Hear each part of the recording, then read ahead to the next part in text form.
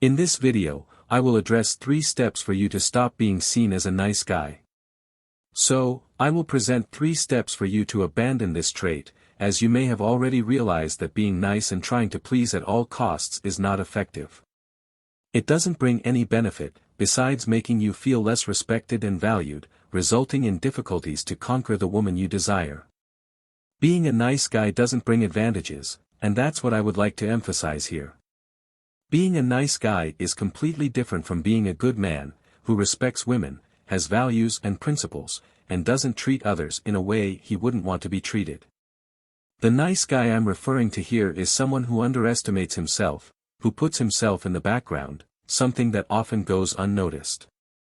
This frequently happens due to his posture and the way he acts.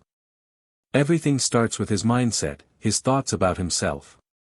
The way you see yourself directly influences how you interact with people around you. And these people respond to it.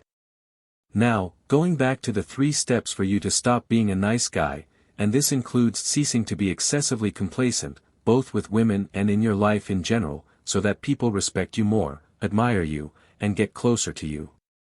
The first thing is to be authentic, but being authentic goes beyond just being yourself because there's a trap in this idea of being yourself, as I mentioned in another video.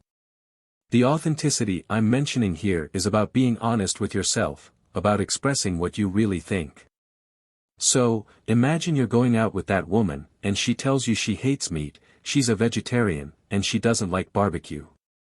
If you're a barbecue lover, someone who enjoys that juicy meat flavor, you won't say something like, barbecue is a so-so, I guess. You'll say something like, seriously? I love barbecue, you get me? So, be authentic about what you think, don't be afraid to disagree when you really don't agree. One day, a guy told me, dude, I'm terrified of being in crowds, I don't go to shows, I avoid crowds. And I'm in therapy to deal with it, but I have no problem talking about it, it's not insecurity, it's authenticity. For example, if I get sushi, I don't know how to use those chopsticks, I don't like them, and I'm not interested in trying to learn. So, what I do is ask for fork and knife and eat with them. Be authentic. That woman isn't expecting the perfect man, the flawless man, she's not expecting that. The second step to stop being excessively complacent is to be honest with a woman about your intentions. If you're looking for something casual, short-term, with a woman you just met, and she asks, don't lie. Don't say something like, I'm looking for a girlfriend, if it's not true.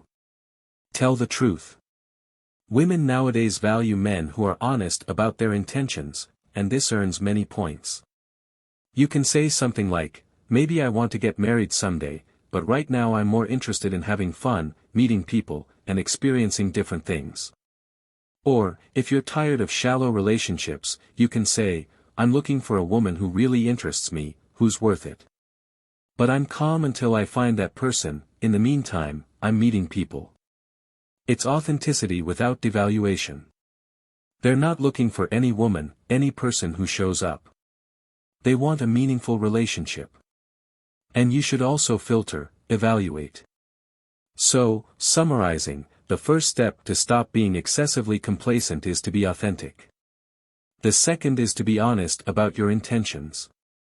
And the third is to have some savvy, something that many nice guys normally don't have regarding life, women, and the world. What does it mean to have savvy? It's not being pessimistic, not being suspicious or jealous of every woman you know. Having savvy is understanding that every woman you meet, especially those who are new in your life, is like an iceberg. What you see on the surface is just a part of who she is. This includes what she shares about her experiences and her life. However, there's a much larger part, which is underwater, that you can't see. Often, these are things she hasn't shared with you, not because she's hiding something, but because it's natural for people not to reveal everything right away. There are different aspects of personality and experiences that she may not have shared with someone she just met. So, don't be naive to think that you know a woman completely just by what she shares. There are deeper layers that she may not have revealed to you. There's much more to the story than just what the woman is telling you. The things she shares about herself represent just a part of the equation. Don't be naive to think that just because she speaks in a trustworthy manner, she is entirely trustworthy. The way she expresses herself may seem extremely trustworthy, as if she would never do anything questionable. However, when dealing with a woman you just met, it's important to recognize that you don't truly know her completely. Sometimes, we're quick to presume many things just based on her appearance, her angelic smile, or the way she presents herself.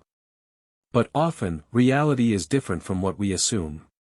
Therefore, summarizing the 3 steps to stop being excessively complacent: first, be authentic; second, be honest about your intentions, which will certainly make you seen with more respect and trust by women; third, have some savvy when dealing with new people, especially women, not believing blindly in everything and recognizing that there's much more beyond the surface. There's a greater depth than what meets the eye. If this video was helpful to you and provided value, consider leaving your like, subscribing, and sharing.